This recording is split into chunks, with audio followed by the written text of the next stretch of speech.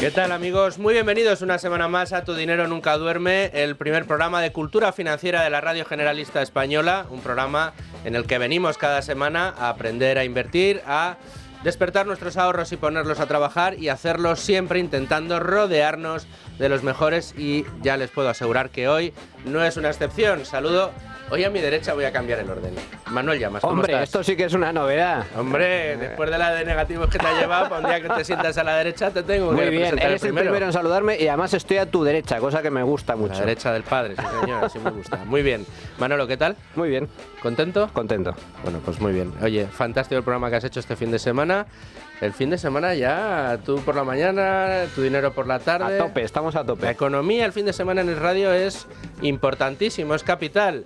Domingo Soriano, ¿cómo estás? ¿Qué tal, Luis Fernando? Es verdad que hoy nos hemos cambiado de sitio. Una cosa Sí, un poco bueno, así. hay que decir para quienes nos estén viendo que hoy hemos tenido que hacer un pequeño cambio y estamos en otro estudio y estamos con otra configuración.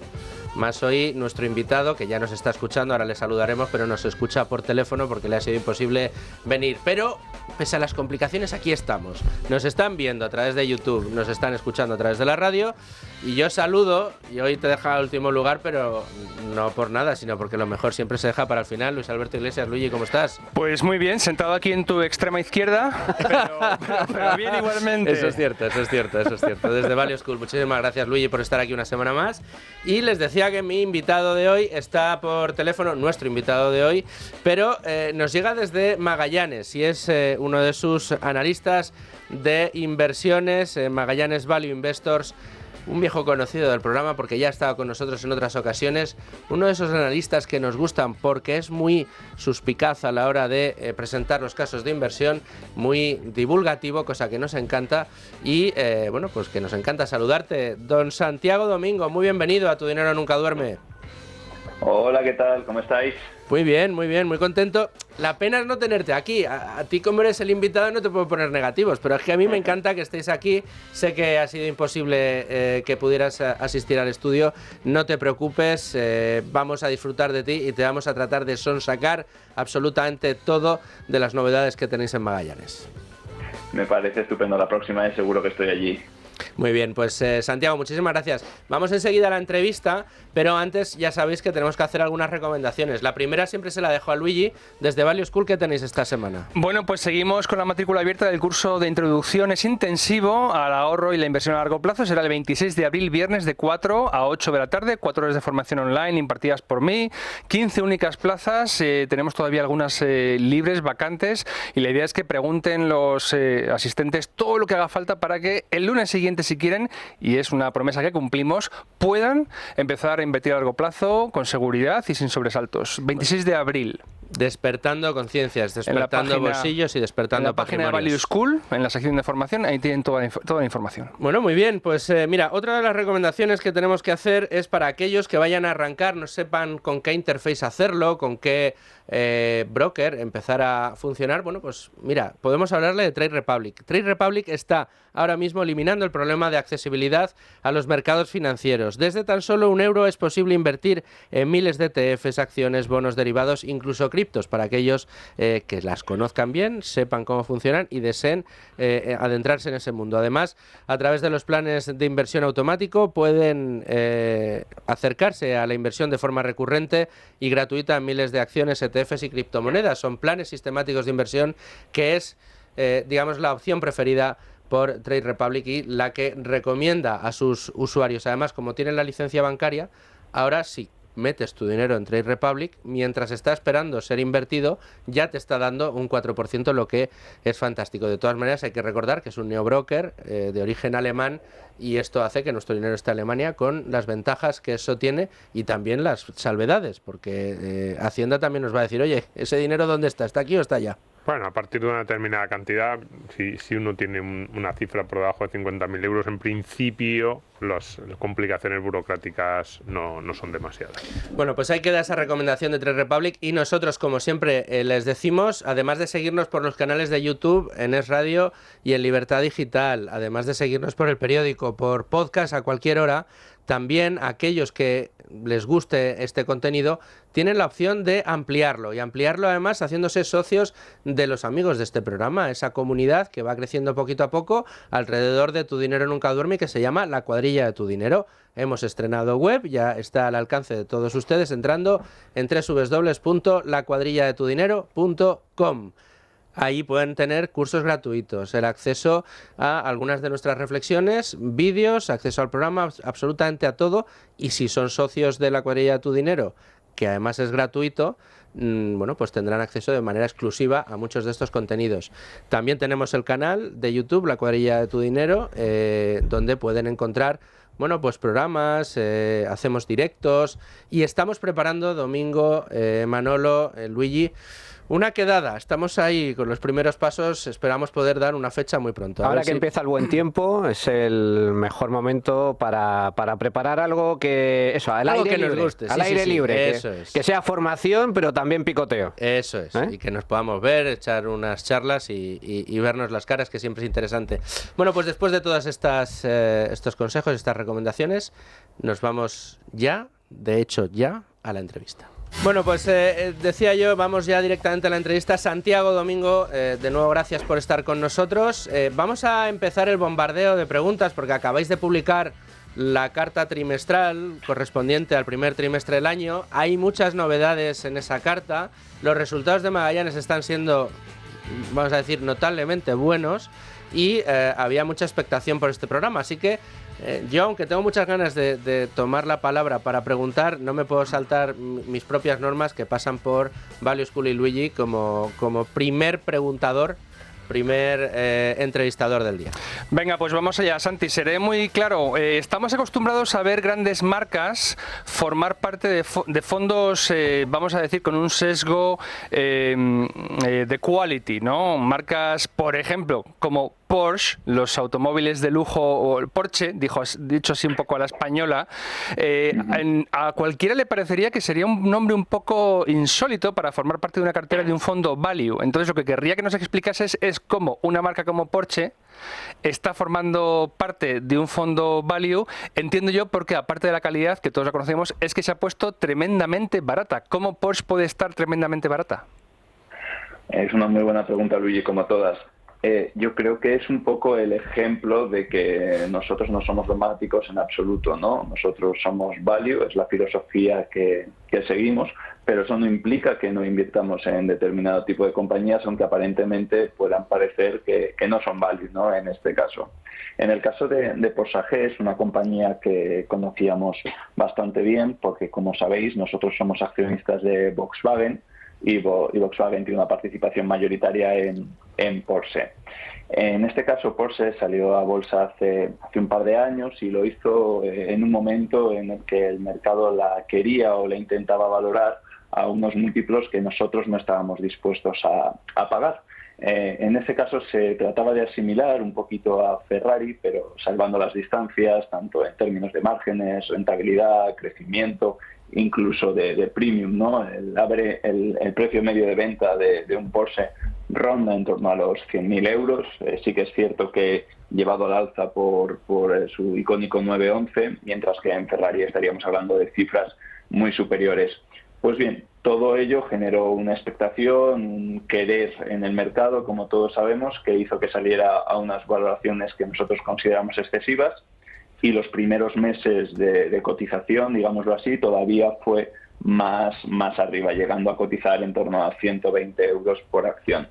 Posteriormente, y como pasa en muchas ocasiones, pues las compañías nuevas cotizadas se van dando cuenta de cuáles son las normas no escritas de los mercados financieros. En primer lugar, es que lo que prometes lo tienes que entregar.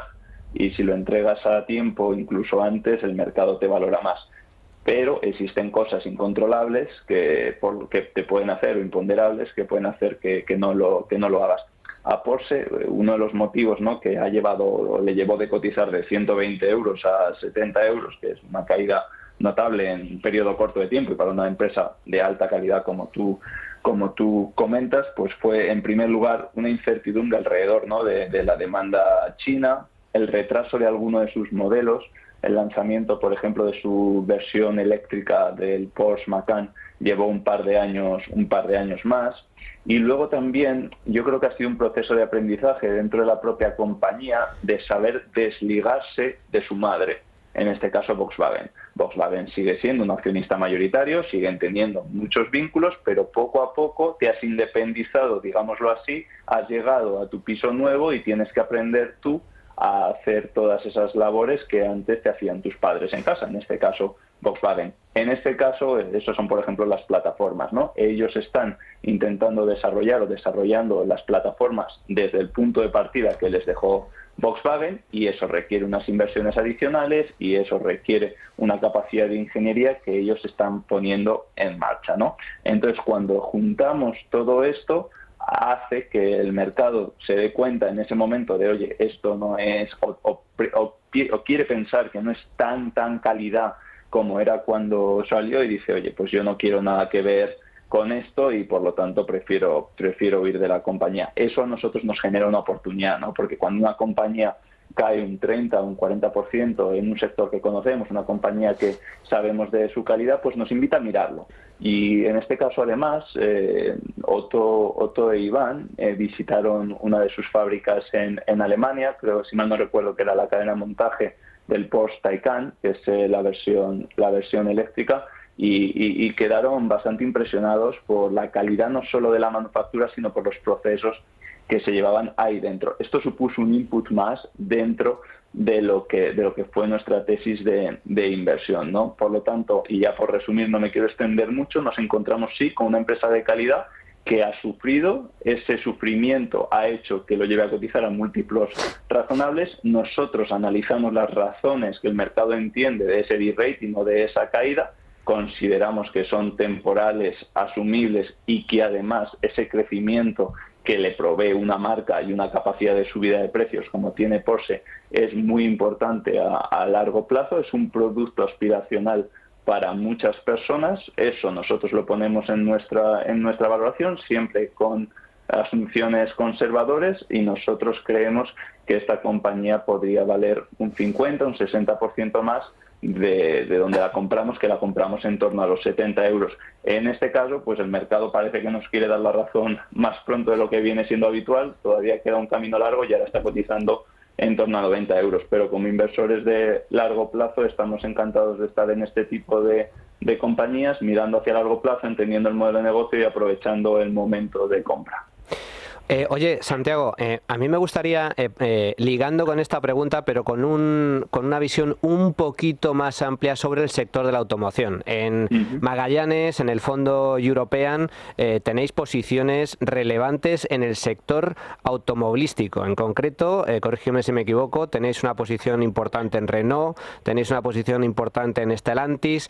Nos comentas ahora también el tema de inversión en Volkswagen y en Porsche. Mi pregunta es, ¿cómo veis este mercado? Porque a diferencia de lo que se suele trasladar a la opinión pública, está cogiendo mucha fuerza en los últimos años las empresas de automoción exclusivamente que se dedican a la producción de coches eléctricos, y me estoy refiriendo, cómo no, a Tesla, que por cierto en los últimos meses ha caído del orden de un 30%, y sin embargo vosotros veis oportunidades claras en el sector de la automoción tradicional, el del motor de combustión, aunque es cierto que estas marcas poco a poco están incorporando al mercado modelos electrificados. ¿Cómo casa una cosa con otra? ¿El futuro de la automoción consideráis desde vuestro punto de vista que sí, hay espacio para el coche eléctrico, pero el coche de combustión sigue teniendo futuro? Porque este tipo de marcas son tradicionales y son mucho de coche de combustión. Me parece una pregunta excelente y repetitiva que nos hacen nuestros inversores, y que yo creo que es importante responder adecuadamente. Comenzando por el principio sobre nuestra exposición a los coches, como bien has comentado, nosotros somos accionistas de Renault, Stellantis, Volkswagen, Porsche ahora, y luego también tenemos un supplier, que es un proveedor de componentes de automoción, que es Forvia. Todo esto, para que se hagan un poco del orden de la magnitud, pesa un 15% de nuestra cartera europea, que como bien sabéis es un poco el límite en el que nos sentimos cómodos de exposición a un determinado sector. En ocasiones, pues si se sobreviene por subida de precios, pues no nos importa tener un poquito más, pero en general suele ser un límite interno no escrito, pero que todos conocemos por términos de diversificación de riesgo que nos ponemos. Ya bajando hacia los nombres, lo que también consideramos que tenemos es una gran diversificación geográfica. Porque cuando tú ves todas estas marcas, dices, todo esto cotiza en Europa, estos señores son un fondo europeo. Y es cierto que somos un fondo europeo, pero cuando vemos Renault, es cierto, casi todas sus ventas son aquí en Europa, en un nicho más de mercado de masa, ¿no? De mass market que se llama. Pero, por ejemplo, cuando vemos Stellantis, vemos que el 60% de su flujo de caja y de su EBIT prácticamente viene de Estados Unidos. A través de marcas como Jeep, a través de marcas como Ram, ¿no? En un mercado norteamericano más destinado a las camionetas, digámoslo así, y a los SUVs. Luego tenemos Volkswagen y Porsche, que sí que es cierto, una vez más, son empresas europeas, pero que tienen una exposición al mercado asiático, concretamente a China, que es más relevante que en los otros dos casos. Y por último, existen esos otros vectores de crecimiento muy importantes y cada vez más, llámese Latinoamérica con Brasil, por ejemplo, donde tanto Stellantis a través de su marca Fiat como Renault también es importante, y luego la parte de Oriente Medio, donde también Renault y Stellantis tienen un fuerte posicionamiento. Entonces, a pesar de que tenemos todas estas marcas europeas, que puede parecer que estamos concentrando mucho el riesgo en una región, no lo estamos haciendo, porque estamos cubriendo todo el espectro. Cada uno de ellos, digámoslo así, son como distritos dentro de un barrio, ¿no? El barrio del automóvil. Y entonces, cuando vamos al barrio del automóvil, lo que nos encontramos es, pues lo que tú has comentado, el coche eléctrico va, o lo que dice, mejor dicho, los titulares, ¿no? El coche eléctrico va a copar el mercado en 5, 10, 15 años. El coche de combustión no sirve para nada y tenemos que deshacernos de él porque emite mucho. Bueno, aquí lo que ya hemos observado de un tiempo a esta parte es como cada vez más se está viendo que la adopción del coche eléctrico ha perdido fuelles, sobre todo en Europa, porque en determinados países se han quitado los subsidios y eso hace que sea menos atractivo. En otros países, como en Estados Unidos directamente, nunca se ha abogado mucho por el coche eléctrico, llámese por temas políticos, que hay muchos votos en juego este año, llámese porque son unos usuarios del coche que lo utilizan más para largas distancias que lo podemos utilizar a lo mejor en Europa, ¿no? Que es más dentro de la ciudad. Y lo que sí que es cierto es que en China la política de adopción del coche eléctrico ha sido masiva y las tasas de penetración son superiores al 30%. ¿Esto implica que el coche eléctrico vaya a morir? No, desde luego que no. Pero probablemente va a ser más gradual su adopción de lo que se pretende desde un punto de vista regulatorio, llámese por la falta de infraestructura eléctrica, llámese porque las redes no lo vayan a soportar, pero no llámese porque los fabricantes de coches no estén preparados. Es decir, los fabricantes de coches ya saben cuáles van a ser las reglas del juego, por lo tanto han ido transicionando su modelo de negocio. Por ejemplo, en el caso de Stellantis, está lanzando durante 2024-26, va a lanzar sus 4 plataformas, que son las 4 plataformas en las que va a montar prácticamente todos los coches, que son multienergía. Esto lo que implica es que igual te puede montar un coche de combustión que te puede montar un coche eléctrico. Otros como Volkswagen están decidiendo más por plataformas, ¿no? Que sean pure eléctricas, puramente eléctricas o de combustión. Por lo tanto, ¿están los fabricantes de coches preparados? Sí. ¿Está el consumidor preparado para ello? No lo sé. Si nosotros hoy hiciéramos una encuesta a todos nuestros oyentes y les preguntáramos qué coche se comprarían, pues probablemente irían por un coche de combustión. Porque luego también cuando ves estas noticias en Semana Santa de las colas tan largas que ha habido en algunas electrolineras, digámoslo así, del tiempo tan horrible que ha hecho y que ha dejado varados a unos cuantos usuarios y que han tenido que bajar la calefacción porque si no se quedaban sin electricidad, pues todavía quedan muchas cosas. Y es normal porque el modelo del coche de combustión está testeado durante décadas y décadas y décadas. Cada vez son más, consumen menos, cada vez son más eficientes, son conocidos, vas a un taller y te lo saben arreglar muy rápidamente. El coche eléctrico, lo que se ha visto con el tiempo es que los costes de reparación son mucho mayores, los costes de mantenimiento, cuando hay un problema, a pesar de que hay menos piezas, que es algo que nos han vendido y menos piezas, pero los costes de reparación son más altos. Luego, el valor de segunda mano también se ha visto como es mucho menor. De ahí hemos visto, por ejemplo, estas grandes compañías de alquiler de coches, creo que era Hertz, ¿no?, que había reducido el número de coches eléctricos, había vendido drásticamente porque el consumidor no se lo reclamaba y porque además el valor de segunda mano, que es clave para ese tipo de compañías, se había reducido ostensiblemente. Por lo tanto, y respondiendo a tu pregunta, nosotros sí que vemos que el coche eléctrico está viniendo, pero probablemente lo haga a un ritmo menor, y eso también va a beneficiar a este tipo de compañías como las que tenemos, donde generan más caja en la parte de los motores de combustión, donde necesitas invertir menos ahora mismo y que te sirve para hacer una transición suave hacia el coche eléctrico.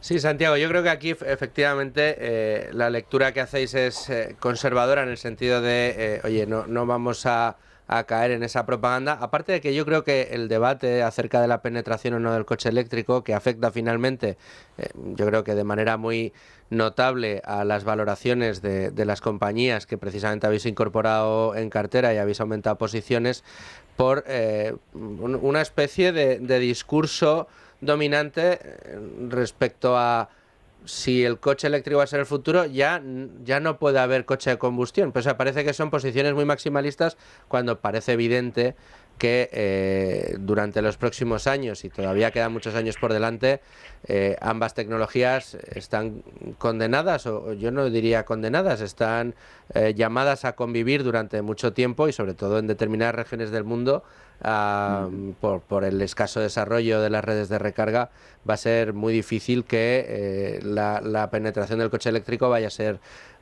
rápido. De todas maneras, está muy bien ver cómo el propio mercado hace que allá donde más se demanda, pues las empresas se van actualizando y van intentando llegar para dar mejores productos a mejor precio. De todos modos, Santiago, hay otras. Es que claro, si nos ponemos a hablar de coche eléctrico, podríamos alimentar un debate de 2 horas, pero tenéis otras posiciones en cartera con novedades que yo creo que está muy bien que las traigamos a la mesa de debate. Te iba a preguntar por mineras, y no de oro, sino de cobre. Sí, ahí nosotros tenemos una posición histórica, que es Antofagasta, que la verdad es que nos ha funcionado muy bien y que seguimos confiando en ella. Y empezando por el tema cobrero, y así luego sigo con la nueva incorporación, ¿no? Nosotros hemos tenido pues, desde hace años una tesis de inversión en el cobre muy fuerte, siempre desde la humildad, pero con datos, ¿no? Nosotros al final lo que veíamos es que la demanda de cobre crece al 2-3% anualizado, incluso esto sin tener en cuenta la electrificación, lo que hablábamos de los coches, el tema de las energías renovables, o también todo el tema que estamos viendo, ¿no?, de la urbanización en determinados países, llámese India, llámese China, etc., que obviamente ayuda al consumo de cobre. Quitando esto un poco de la ecuación, que son fuentes de crecimiento un poco adicionales a ese 2%, pues bueno, la demanda de cobre crece 2-3%. Yo creo que ya lo habrán dicho muchas veces en este programa, pero además en la mayoría de metales industriales, digámoslo así, lo que menos importa casi es la demanda, porque la demanda va muy ligada al crecimiento económico. Hay que mirar a la oferta. En los metales preciosos mencionabas antes el oro, yo creo que es un tema más de demanda que de oferta, y lo estamos viendo últimamente. Pero bueno, en el caso del cobre, ¿no?, y centrándonos ahora en la oferta, y después de analizar y revisar las diferentes minas que había en funcionamiento, lo que notábamos es que las mayores minas que hay en funcionamiento eran relativamente antiguas, que se están haciendo inversiones, pero que cada vez estas inversiones son más caras.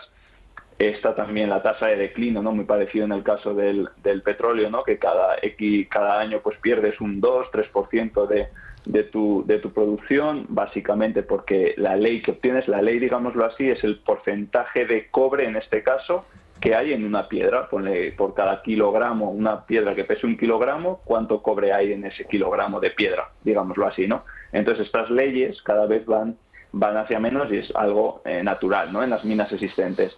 Eso por un lado. Pero es que claro, cuando íbamos a mirar qué nuevas minas se estaban poniendo en funcionamiento para reemplazar y obviamente atender esta nueva demanda que crece todos los años, lo que nos encontrábamos es que había 1001 problemas.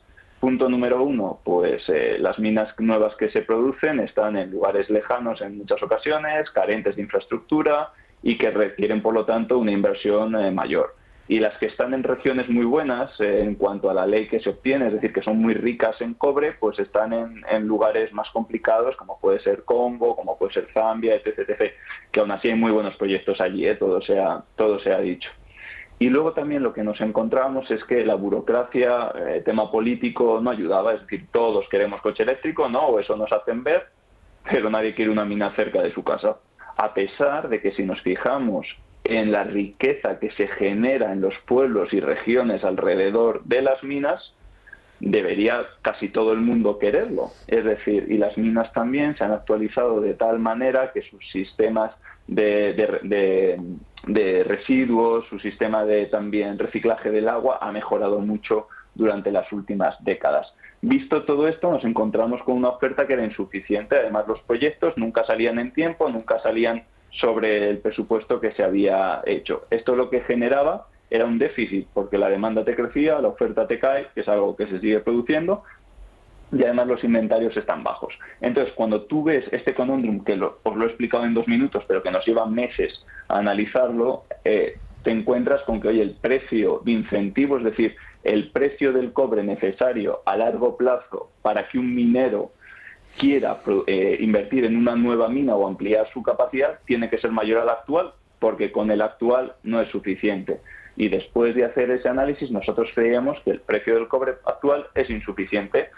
Entonces, pues cuando nos ponemos a mirar las mineras, pues en su momento encontramos Antofagasta en un momento muy, muy complicado de mercado, hablamos 2015-16, cuando todo el mundo dudaba de China, el precio del cobre estaba por los suelos, entonces fue una muy buena inversión que seguimos manteniendo.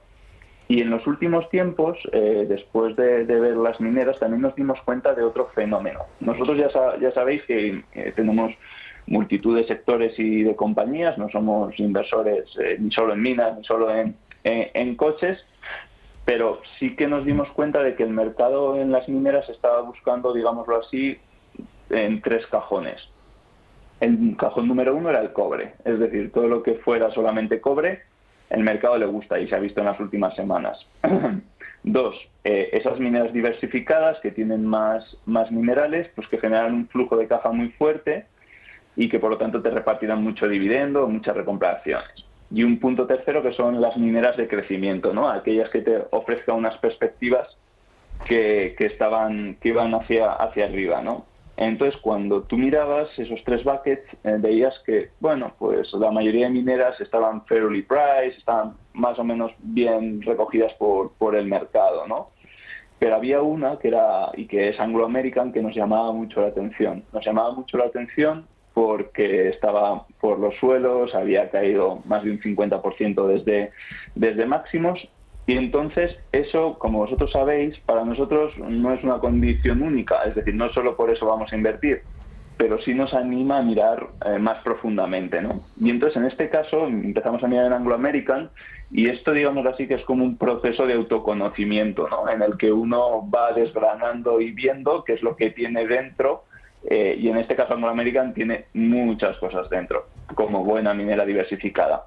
Pero para hacerlo muy, muy sencillo, sus 2 principales productos que representan minerales, que representan en torno al 60%, son el cobre y el hierro. Luego tienes el carbón metalúrgico, que representa un 10-11%, y luego tienes 2 materiales muy diferenciales y muy controvertidos, como comentamos, que son los PGMs, que es el platino, paladio, rodio, muy relacionado con los coches de combustión, está relacionado con lo que comentábamos antes, y los diamantes naturales. Y luego tienen otros más pequeños que son níquel, manganeso y un proyecto de fertilizantes. Como veis, son muchas cosas. Y entonces lo que nosotros nos encontramos es que el mercado le había caído, ¿no? Le había dado ese 50% abajo y tratamos de buscar las razones, ¿no? El por qué esto sucede, ¿no? Y encontramos varias razones. Punto número 1, nos encontramos con esos materiales diferenciales que no estaban pasando por su mejor momento. Es decir, el platino, paladio, rodio lo hizo muy bien después del COVID-19, hubo una gran subida de los precios, a raíz también de todas esas dinámicas excepcionales que se produjeron en el post-COVID y que recientemente habían caído pues de entornos del 60, 70, 80%. Para que os hagáis una idea, este segmento en Anglo American llegó a representar un 40% de su EBITDA y a lo mejor ahora representa en torno a un 10% de su EBITDA. Esto nos llamó la atención y más con nuestra tesis de los coches, macheaba bastante bien. Luego también el diamante. El diamante también, una vez más, después del COVID, pues la gente buscaba esta reserva de valor, tú solo vives una vez, etc. Y por lo tanto se disparó el precio del diamante. Apenas unos meses, trimestres después, pues el precio del diamante lo tienes cotizando súper abajo. Esto hace que digas, bueno, vamos a analizar estos dos materiales que probablemente sean los que más tiempo nos haya llevado. Luego a esto se le sumó que en diciembre del año pasado hicieron un update estratégico en el que uno de los verticales que al mercado le gustaba, que era esa historia de crecimiento, como os comentaba anteriormente, que el mercado valora positivamente, pues se retrasó un par de años, sobre todo en la parte del cobre, por una serie de fallas geológicas que encontraron en una de sus minas, porque en otra de sus minas van a crear una planta de procesamiento. Entonces, solamente ese día Anglo American cayó un 20%. Entonces, estos factores, junto con otros, hicieron o han hecho de Anglo American pues una compañía que estaba cotizando a múltiplos muy baratos. También tiene una exposición a Sudáfrica que no todo el mundo le gusta, etcétera. Pero una vez entendemos todos los problemas que subyacen, vamos a encararlos uno por uno, ¿no? En el cobre ya hemos hablado. El cobre representa un 37% Anglo American y entendemos cuáles son sus drivers de demanda, de oferta, etcétera. Vamos al problema. El problema que tenía Anglo American y por el que retrasó su guía de producción es por una falla geológica en Quellaveco. Quellaveco es una mina en Perú, nueva, recién estrenada, que son casi más de 300.000 toneladas, y en vez de estar minando creo que era con 50 y tantos grados, lo estaban 50 y tantos grados, lo estaban haciendo con 45 grados y tenían el riesgo de que la mina se le viniera encima. Ellos te dicen es que como es una mina nueva, la estamos descubriendo en la práctica, no solo en la teoría, que es lo que te dice la geología, y que por lo tanto pues vamos adaptándonos y vamos aprendiendo, ¿no? Otros te dicen que fueron demasiado ambiciosos, querían coger la mejor ley cuanto antes y por lo tanto por eso cometieron ese error. ¿Esto es catastrófico? No. Esto lo que va a hacer es que la producción máxima que pretendías obtener en el corto plazo, en 1 o 2 años, pues lo obtengas a lo mejor en 2 o 3 años, ¿no? Eso al mercado no le gustó. Pero aún así Quellaveco sigue siendo una de las minas más rentables, una de las minas mejor situada en la curva de costes y una mina con mucho futuro porque apenas tiene 1 año. Luego tienes otro problema en los bronces, que es otra mina que ellos tienen en este caso en Chile, y donde tuvieron que cerrar una planta de procesamiento. ¿Por qué? Porque es una mina ya muy vieja, tiene más de 100 años y por lo tanto no estaba siendo económicamente rentable. Esto al mercado pues tampoco le gustó mucho porque a día de hoy, y más como está el precio del cobre, lo que quieren es que mines cuanto más cobre mejor. Una vez más, somos capaces de entenderlo, necesitas una mejor ley para que esa plaza de procesamiento sea lo suficientemente rentable y van a trabajar en reabrirla, pero más a largo plazo, ¿no? Cuando el precio del cobre también ayude, que ya empieza a ayudar. Y luego tienes un tercer activo que es muy bueno, Collahuasi, también en Chile. Todos estos activos ellos no tienen el 100%, tienen el 50%, el 60%, depende del activo, y en este caso no hay ningún problema, produce más de 600.000 toneladas, una ley del 1% que es espectacular, por lo tanto una máquina de generar caja. Y luego tienes una mina más pequeña que es El Soldado. Por lo tanto, todo este conglomerado minero, dices, vale, pues entiendo los problemas que ha habido, me los creo, los he analizado y voy a valorarlo. Y si lo valoras más o menos Anglo American, es muy parecido sus activos cobreros a lo que es Antofagasta. Si lo valoras a lo que cotiza Antofagasta a día de hoy, que podemos entrar a valorar si es mucho, poco o todavía le queda recorrido, pues todos los demás activos prácticamente te los regalarían. Hablamos del hierro, del carbón, etc., que comentábamos anteriormente. Por lo tanto, el cobre check, es decir, el cobre estamos muy cómodos con él. En el caso del hierro, por resumirlo muy brevemente también, esto representa en torno al 20-23% de su valor, el de Anglo American, Lo que nos encontramos es que el hierro es si mal no recuerdo, el 5% de la corteza terrestre. Por lo tanto, os imaginaréis que no es complicado encontrar hierro. Lo complicado es hacerlo a precios razonables, es decir, a costes razonables, y moverlo bien, porque es un negocio de mucho volumen. Aquí la logística entra en funcionamiento. Ellos tienen la mayor parte de sus activos de hierro en Sudáfrica. Ahí sí que es cierto que hay ciertos problemas con Transnet, que es la compañía logística sudafricana, pero aun con esos problemas ellos son capaces de producir en torno a, son 36 millones de toneladas de hierro, con unos costes de en torno a $60 la tonelada, que están en la parte baja de la curva de costes. Son capaces de generar un buen flujo de caja y además tienen todos estos activos cotizados a través de Kumba Iron, y que más o menos también te da un guidance de lo que puede valer su participación en esta compañía, que es de en torno al 70%, ¿no? Y luego también tiene un activo en Brasil muy bueno, Minas Rio, que también produce en torno a 20 millones de toneladas o algo así. Por lo tanto, tenemos dos activos, cobre y hierro, que generan una gran caja, activos que en general la gente comprende muy bien, los inversores comprenden muy bien.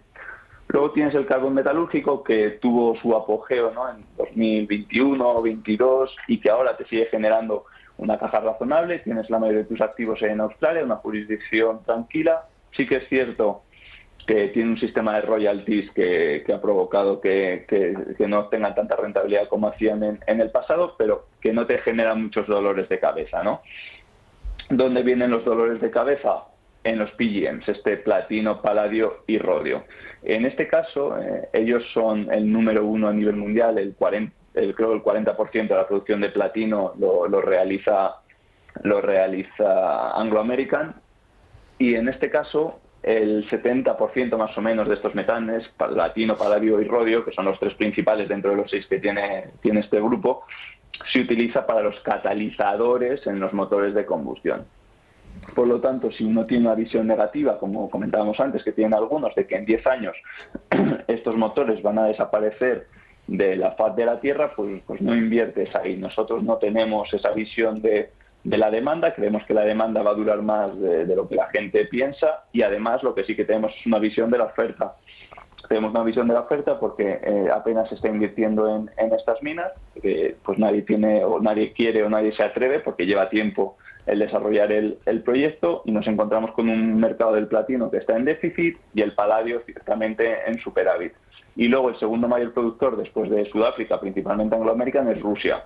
Entonces, pues tampoco tienes más que estos dos jugadores produciendo gran parte, yo me atrevería a decir más del 50, 60, 70% de la producción mundial de este producto, ¿no? Entonces, cuando nosotros nos encontramos ante esta casuística, pues decimos, oye, merece la pena mirarlo, el mercado la está valorando a cero, y si hacemos unos números razonables, vemos que esto puede generar un EBITDA de 2 billion, este segmento, aunque le apliquemos un múltiplo bajo de 5 veces o 6 veces, nos encontramos con algo que puede valer 10, 12 billion, y tener en cuenta que en dólares, la capitalización de Anglo American es en torno a algo más de 30 billones de dólares, ¿no? Además, una vez más, ellos tienen cotizado este activo, el activo del platino, y por lo tanto también tienes una referencia, digámoslo así, de mercado, ¿no? Este es uno de los puntos controvertidos. Una vez más, análisis, estudio, lo entendemos, por lo tanto le damos un valor. Y lo mismo con los diamantes, ¿no? Ellos son los propietarios de la marca De Beers, que al final yo creo muchos conocemos, tienen el 85% de esta. El mayor competidor es Alrosa, una vez más una compañía rusa, y entre los dos controlan más del 70% del mercado de diamante, ¿no? Que es una auténtica barbaridad en cualquier mineral. Bueno, en este caso estás describiendo una auténtica joya. ¿Por qué está tan castigada? Por estos por este discurso dominante que hay en muchos casos, ¿no?, en contra de determinadas tecnologías o de determinados negocios, ¿no?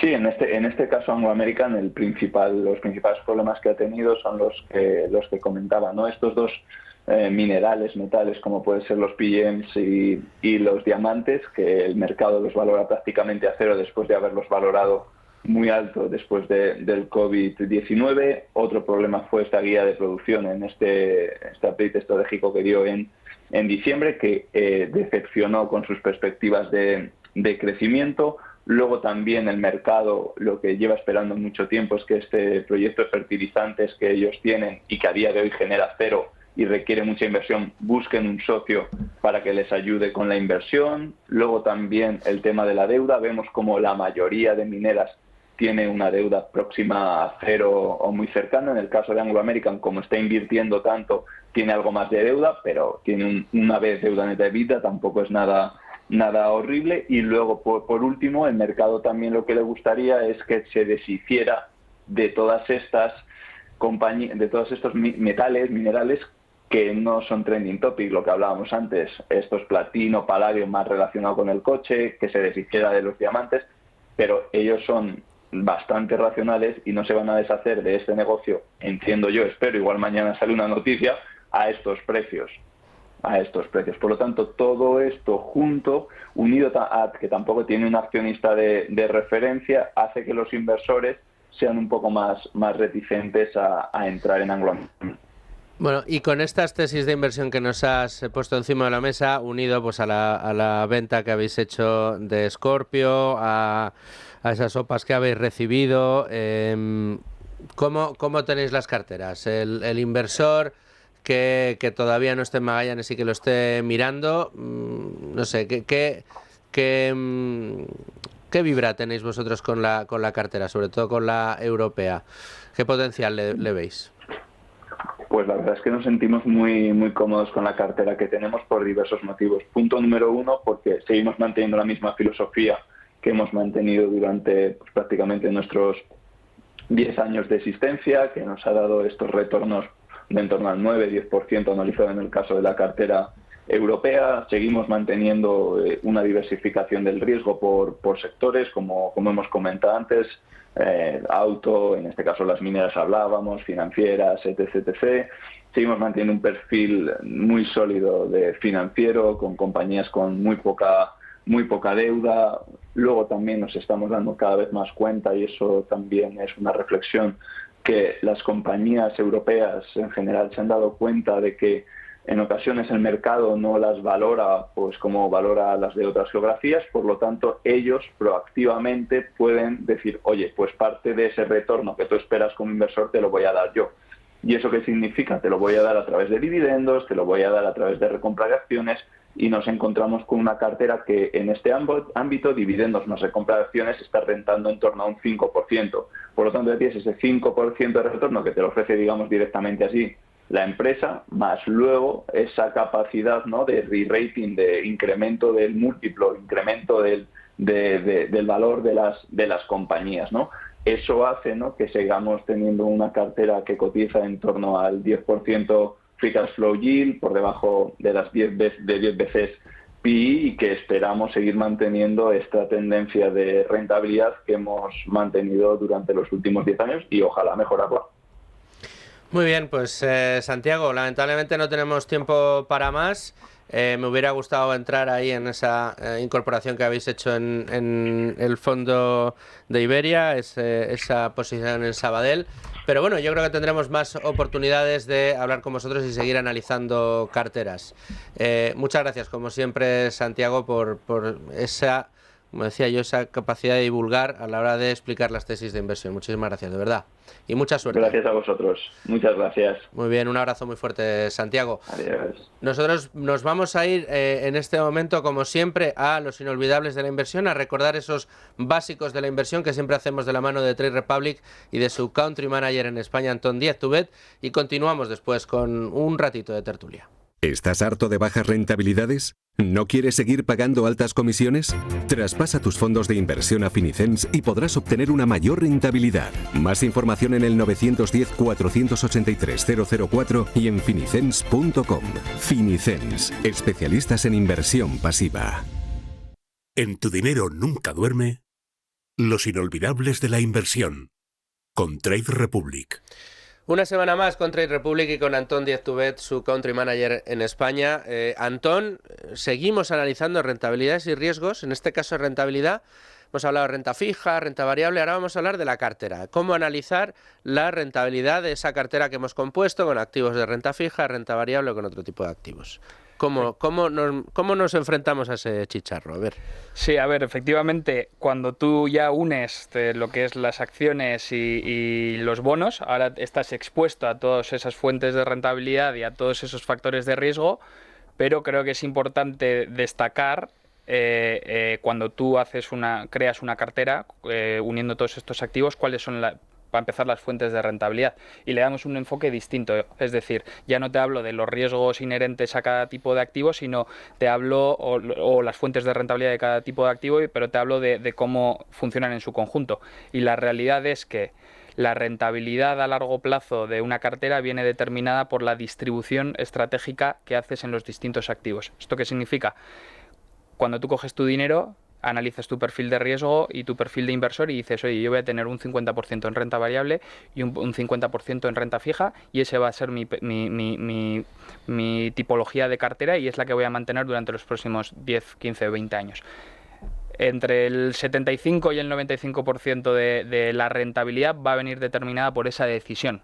Es decir, luego las bolsas fluctuarán, estarás expuesto a momentos de más volatilidad o menos, cambiarán los tipos de interés, etcétera. Pero la rentabilidad va a venir determinada por esa distribución. Es decir, cuando hablamos del SP500 hizo una rentabilidad anualizada del 9% durante los últimos 30 años, pues eso es lo que dentro de tu cartera te va a decir, oye, tú tenías un 25% de renta variable americana, viene un 9% anualizado del SP500, eso es lo que ha venido determinando la rentabilidad de tu cartera. Y si tú mantienes tu cartera siempre con ese perfil de riesgo, la mayor parte de la rentabilidad va a venir de eso. Luego podrás hacer movimientos tácticos, podrás cambiar entre un ETF y un fondo de gestión activa, etcétera, etcétera. Pero la mayor parte de la rentabilidad, insisto, y la mayor parte del riesgo va a venir siempre determinado por esa decisión, y no hay más.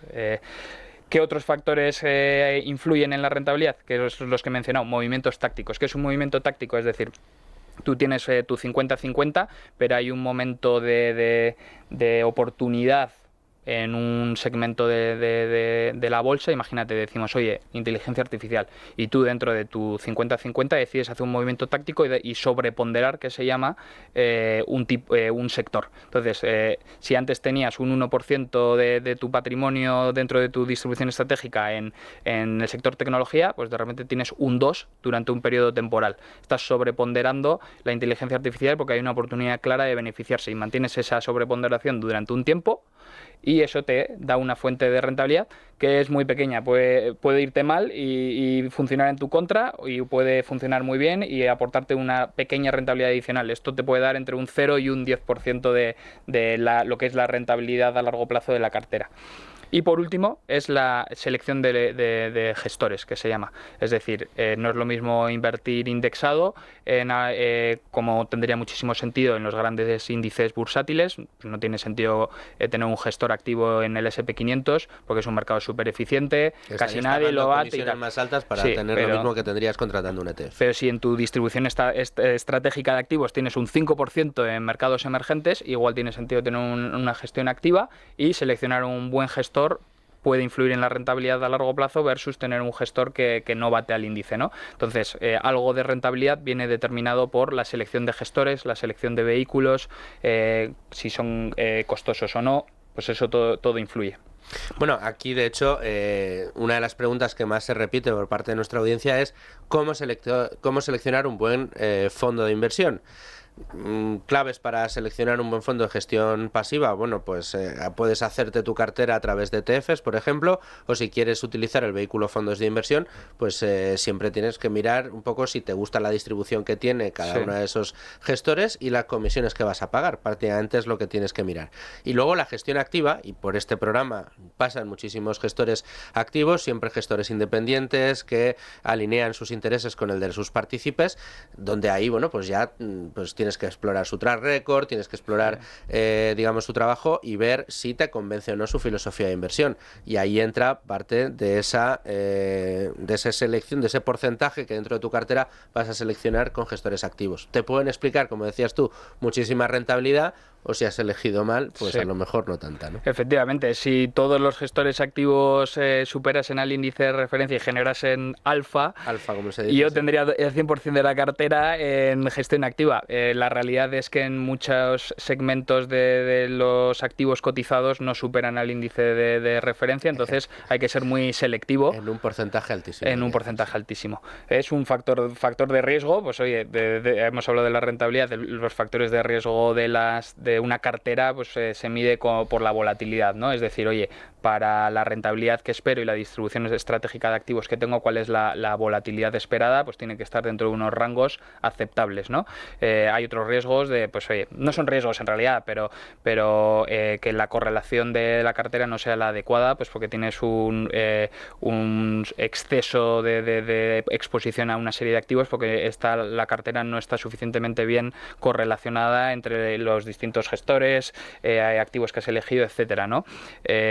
Las comisiones, pues también puede ser un riesgo de que, oye, has asumido una serie de comisiones y no estás superando al índice. Te van a estar restando rentabilidad. Te van a estar restando rentabilidad.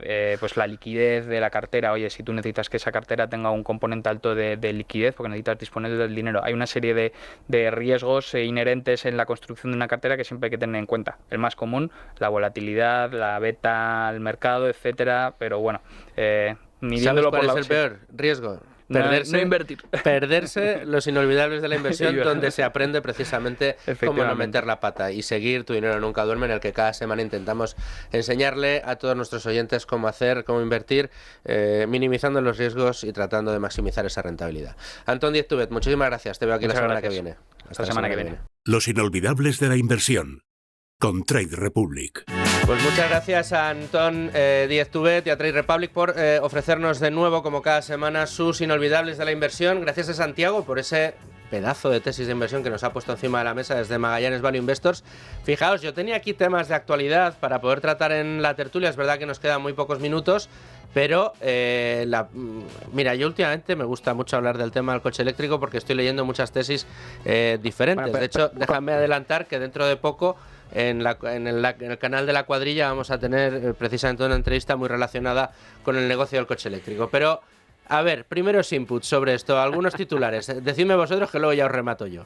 Vale, para empezar tienes que confesar que a ti hoy soy usuario de coche tú eres eléctrico. Tú eres muy cochero. A mí me gustan mucho los coches, te gustan mucho los de combustión y también mucho los eléctricos. A ver, yo es que aquí estoy, como sabéis, yo me fío mucho de la gente que considero que tiene un gran conocimiento sobre el tema. Santiago nos ha hecho una exposición magnífica, pero también tenemos a nuestro amigo Mérito, que también es un gran defensor de la electrificación. Bueno, más que de los coches eléctricos, de Tesla, que es diferente, y que el negocio de Tesla además está más relacionado con el manejo base de datos, que es el futuro, que otra cosa, el coche autónomo, ¿no? Por lo tanto, yo aquí, digamos que no soy ningún experto en la materia. Ahora, lo que sí digo es que hoy por hoy veo dos problemas con el coche eléctrico. Uno es la autonomía y otro es el precio. Yo soy muy favorable a que gracias al mercado y gracias a la iniciativa privada, todo ese tipo de problemas que están surgiendo ahora dentro de pocos años se verán vistos como algo del pasado, serán superados por la innata inventiva y capacidad humana. Pero hoy por hoy lo cierto es que el coche de combustión sigue siendo, bueno, pues el motor más eficiente desde el punto de vista calidad-precio, autonomía, etcétera. Entonces, esto de que el coche de combustión va a acabar o que tiene los días contados me recuerda mucho a la tesis que hemos compartido y analizado estos últimos años en el programa, cuando decían que la energía nuclear estaba muerta. Y no ha sido así. No, y que el coche eléctrico, a ver, en Europa tiene esos problemas. Luis Fer, que está muy positivo con el coche eléctrico, muy bullish. Lo voy a explicar muy rápidamente, no sé si me va a dar tiempo luego. Yo solo digo una cosa, muy rápida, 3 segundos. estoy prácticamente convencido de que va a ser el futuro, que no va a hacer falta que nos metan políticamente el que tengamos que usarlo o no, ni subvencionarlo ni nada, porque se demostrará, si la evolución tecnológica sigue el camino que lleva, que será superior, y nadie, teniendo la opción de comprarse un coche eléctrico barato, se va a querer comprar un coche de combustión, pero le queda mucho todavía para llegar hasta ahí. Y le queda mucho además, porque no pensemos solo en Europa. Los problemas de autonomía son ciertos, están ahí. Yo el otro día escribía que yo estoy convencido de que dentro de poco alguien va a inventar algo que va a disparar las autonomías. No sé el qué, pero algo, desde un panel solar encima del coche que te va recargando poco a poco hasta utilizar el viento que va golpeando en forma de energía. Sí, la gente luego inventa cosas rarísimas. Pero no pensemos solo en Europa, que es donde las autonomías importan menos, el continente más pequeño y también con mejor infraestructura de carga y con mejores posibilidades de ir incrementando infraestructuras de carga. De hecho, España tiene un problema, es que probablemente es uno de los países de Europa en el que menos encaja. Es un país muy amplio, con grandes zonas deshabitadas, bueno, es el que menos encaja. Pero en el resto del mundo, África, Sudamérica, Estados Unidos, ahí empiezas a ver unas distancias en las que incluso autonomías muy largas, muy amplias, pues no es tan fácil como en Europa, y en el que instalar esas infraestructuras de cargas no es tan fácil. El coche de combustión tiene una serie de ventajas que yo creo que van a ir desapareciendo. Estoy convencido que dentro, no sé, 50 años podemos decir, bueno, a lo mejor no viajamos en platillos volantes, pero sí, a lo mejor en 15, 20, pero que en estos 15, 20 próximos años es muy difícil ver desaparecer el coche de combustión de todos los continentes. Yo es que no yo no veo la desaparición del coche de combustión, habiendo dicho lo que he dicho, sino porque no lo va a desaparecer. Es que ni siquiera el carro tirado por burros o por caballos ha desaparecido totalmente. Casi. Bueno, pero han pasado muchos siglos, ¿no? Yo no creo que vaya a desaparecer de forma definitiva, pero sí que el coche eléctrico se impondrá en muchas regiones del mundo, las más desarrolladas. Luigi. Bueno, yo ya escucho la sintonía de final del programa, pero me gustaría decir simplemente que a los interesados habéis hecho con Nuria Richard domingo un podcast de vuestro Economía para quedarte sin amigos fantástico, precisamente sobre estos asuntos, de si conviene o no, para qué tipo de usos conviene, el coche eléctrico, y yo recomiendo escucharlo, que yo lo escuché este fin de semana y me pareció interesantísimo. Bueno, pues ahí quedan esas recomendaciones. Gracias a todos por estar ahí y qué pena que no tengamos media horita más. Igual algún día hemos solucionado eso, ya veremos. A todos ustedes, señores oyentes, gracias por estar ahí una semana más. Les espero aquí la semana que viene con asuntos, espero que sea de su interés, y hasta entonces sean felices, amigos.